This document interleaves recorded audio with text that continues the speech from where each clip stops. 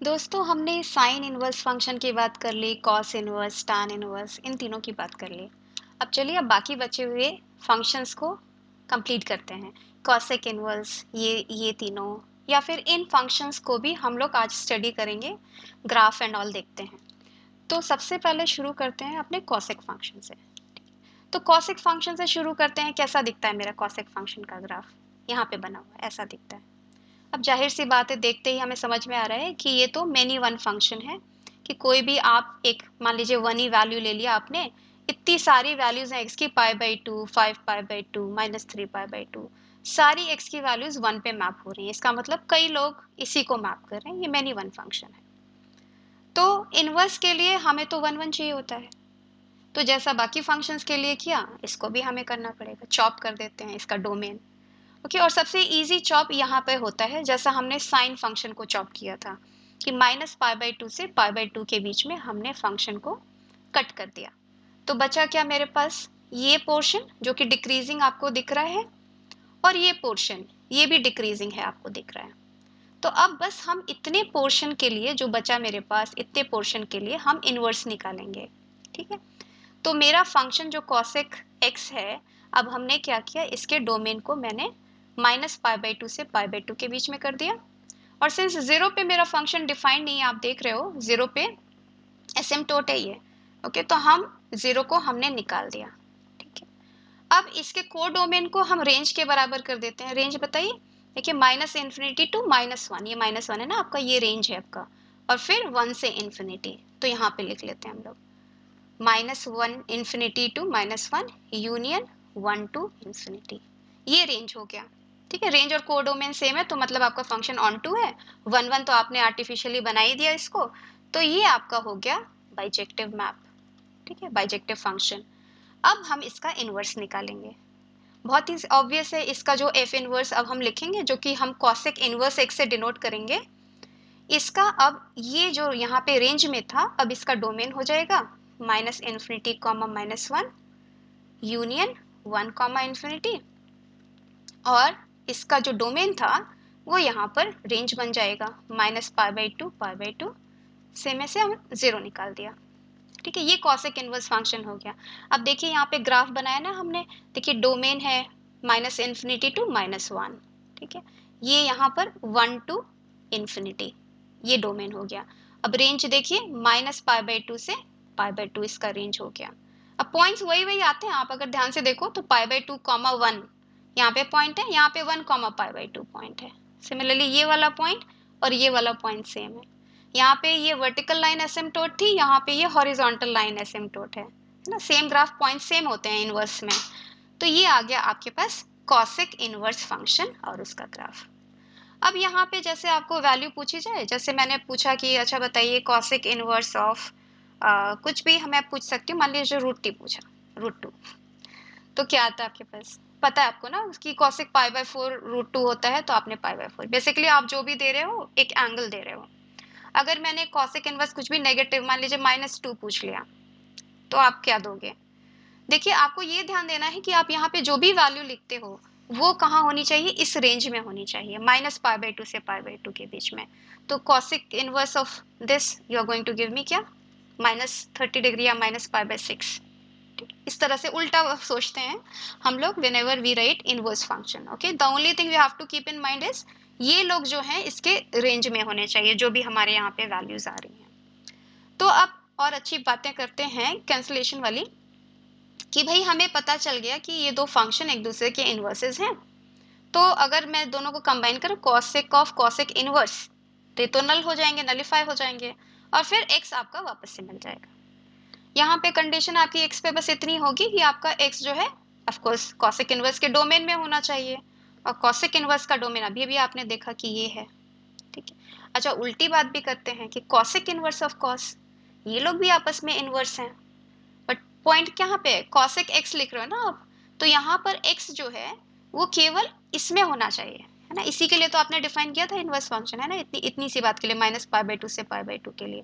तो ये दोनों आपस में इनवर्स केवल इसके लिए है। ओके, तो यहाँ पर आपको केवल x तभी मिलेगा जब आपका x -π/2 से π/2 के बीच में होगा। ऑफ कोर्स जीरो निकाल रहे हैं। फिर से हमारा वही इंटरेस्टिंग क्वेश्चन आता है कि मान लीजिए मेरा x नहीं है इसमें, तो आज हम लोग सीधा ग्राफ पे ही आ जाते हैं, है ना। तो कॉसेक इनवर्स कॉसेक x क्या होना चाहिए अगर मेरा x यहाँ पर नहीं है। देखिए अगर मेरा x यहाँ पे है -π/2 से π/2 के बीच में है, तो आपको जाहिर सी बात है आपका ग्राफ क्या आता है, क्योंकि ये वैल्यू x है, this is equal to x। ठीक है, ये वैल्यू x है जब आपका x जो है इसमें बिलोंग करता है, दिस इज x। तो हमने ड्रॉ कर लिया। ओके, अब देखिए जीरो पे डिफाइन नहीं है, चाहो तो ऐसा स्मॉल जीरो गैप बना दो यहाँ पे, जीरो पे डिफाइन नहीं है, अदरवाइज ये y is equal to x है।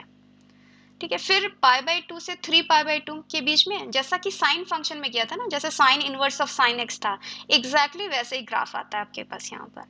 तो यहाँ पे फिर से स्लोप -1 हो गया, सो -x, और पाई से पास होता है तो हमने +π कर दिया, ये लाइन आ गई। सिमिलरली ये देखिए स्लोप फिर से 1 हो गया, देखिए ये जो पैरेलल लाइंस है सबका स्लोप 1 है। फिर से यहाँ पे पाई पे डिफाइन नहीं है, आप चाहो तो ऐसे गैप स्मॉल होल बना दो यहाँ पे, है ना। सो कोई भी पाई का मल्टीपल है उस पे ये फंक्शन मेरा डिफाइंड नहीं है, ऐसा गैप बना देते हैं ना जिसपे डिफाइन नहीं होता। ये क्या है 1, स्लोप 1 है और 2π से पास हो रहा है, तो x - 2π। ठीक है, ऐसे आप लिखते जाओगे। ये वाला बताइए, ये वाली लाइन, ये क्या स्लोप है, -1 है ना, -x, और -π से पास हो रहा है तो -π। ठीक, मतलब आप जब इसको जीरो से इक्वेट करो ना, तो आपको x की वैल्यू -π आनी चाहिए, ये ध्यान में रखना है। स्लोप तो आपको पता ही है। ठीक है, अब यहाँ पे एक और बस लिख लो चाहे तो, ये x + 2π आ गया। अब मैंने पूछा, मान लीजिए कि बताइए आप cosec inverse of cosec of 10।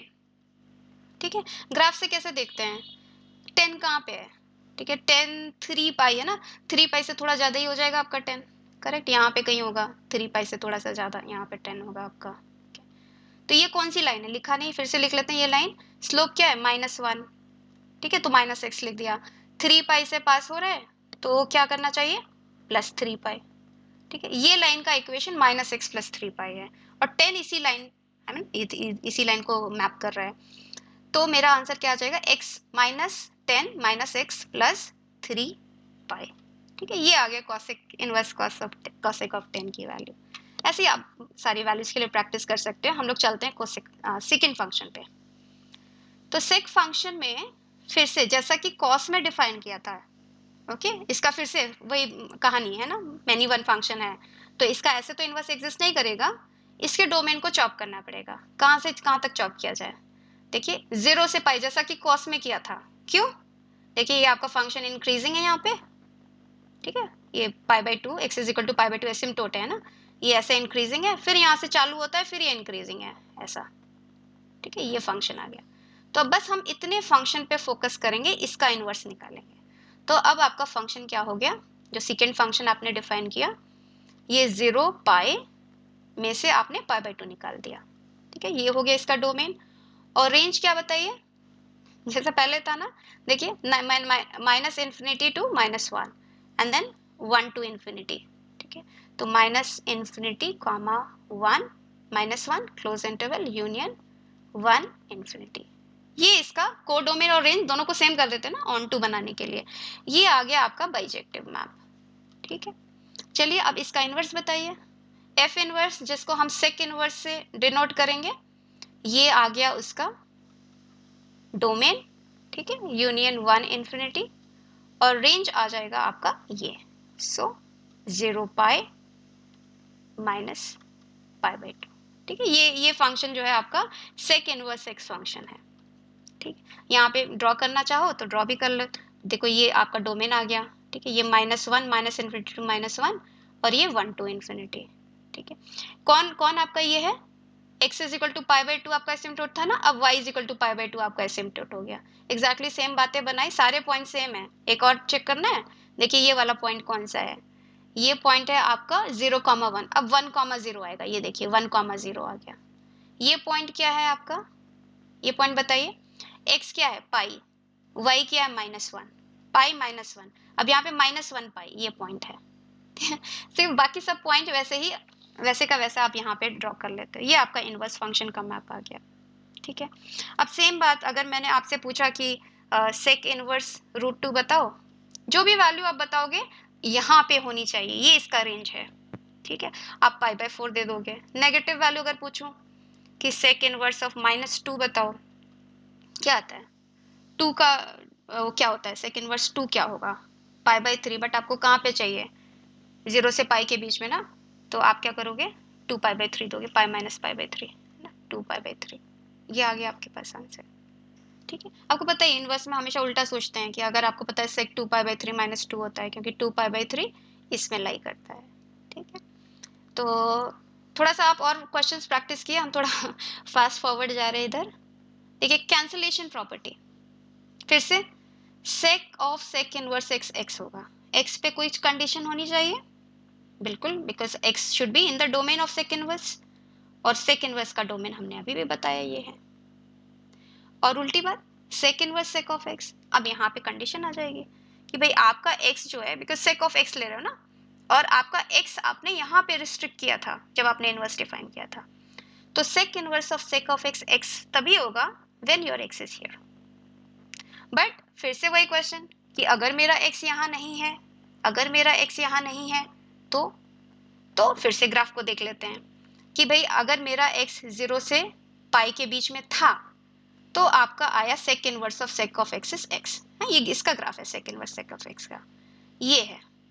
ठीक है, अच्छा यहाँ पे π/2 पे नहीं चाहे तो ऐसा गोली बना लीजिए यहाँ पे छोटा सा, ठीक है, यहाँ पे बना लो ऐसे, यहाँ पे डिफाइन नहीं है आपके फंक्शंस, ओके, ये वाला फंक्शन यहाँ पे डिफाइन नहीं है ऐसा, ओके। बाकी पूरा ग्राफ जो है cos inverse cos of x की ग्राफ जैसा ही है।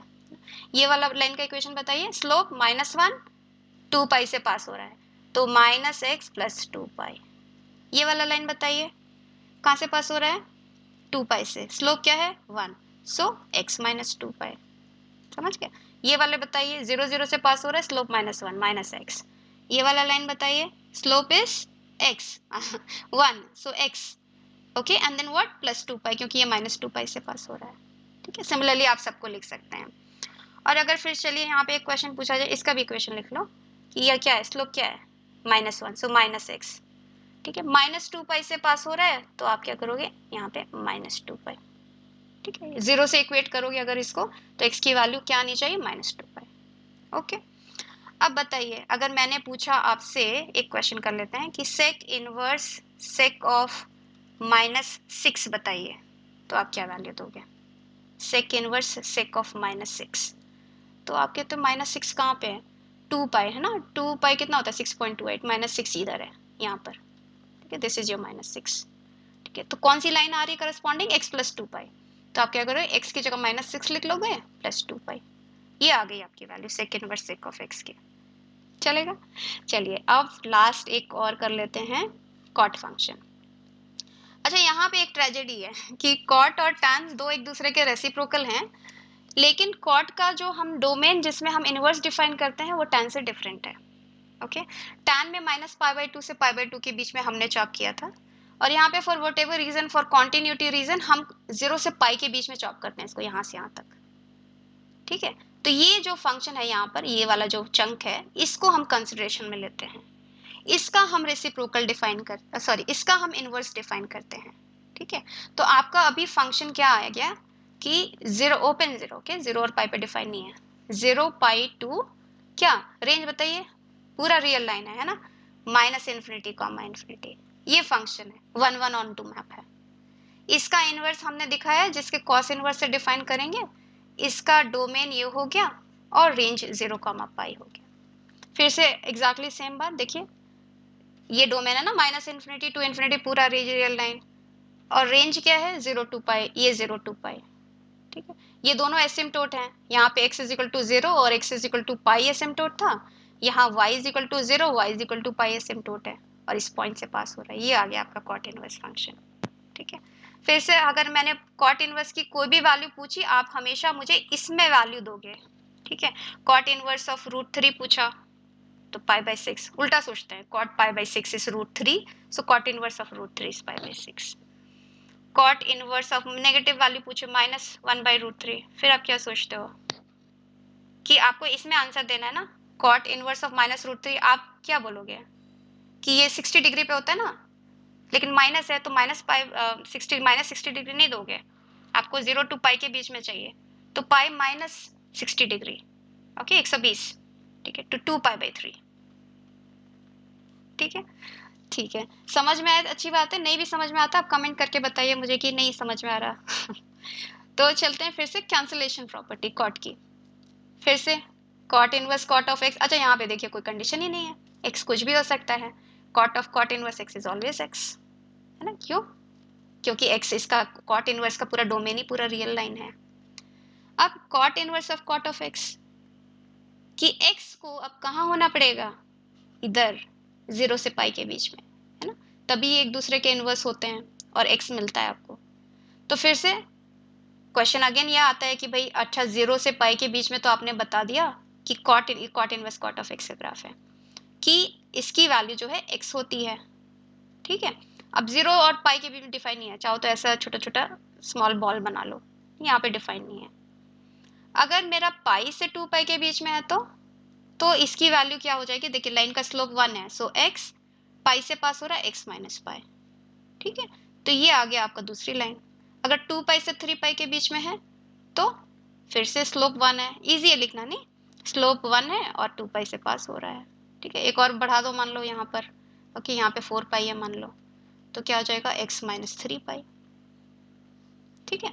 यहाँ पे एक और लिख लो, स्लोप एक्स है प्लस पाई, यहाँ पे एक्स प्लस 2 पाई। ग्राफ याद रखो, कुछ भी पूछेंगे आराम से बता पाओगे आप।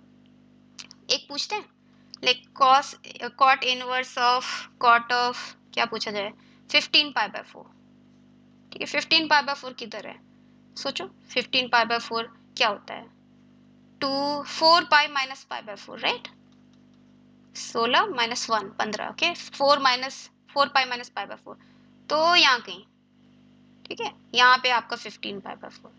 करस्पॉन्डिंगली लाइन देखो x माइनस 3 पाई, तो आप क्या लिखोगे, x मेरा 15 पाई बाय 4 है और माइनस क्या करना है 3 पाई, ये आ गया आपके पास। तो क्या आंसर आया, कितना है 12, ओके, सो यहाँ पे माइनस कर 3 पाई बाय 4, ठीक। ये आ गई आपकी cot inverse cot pi by 4, कुछ भी वैल्यू देंगे आप निकाल लोगे, है ना, ग्राफ याद रहेगा तो निकाल लोगे, ग्राफ से बड़ा इजी होता है, इसीलिए मैं बता रही हूँ आपको ग्राफ करके। तो बढ़िया है ना, सारे इनवर्स फंक्शंस हमने सबके ग्राफ देख लिए और उनकी कैंसलेशन प्रॉपर्टीज देख ली। अब चलते हैं और प्रॉपर्टीज डोमेन रेंज फाइंड करने का देखते हैं नेक्स्ट सेशंस में। सी यू, बाय बाय।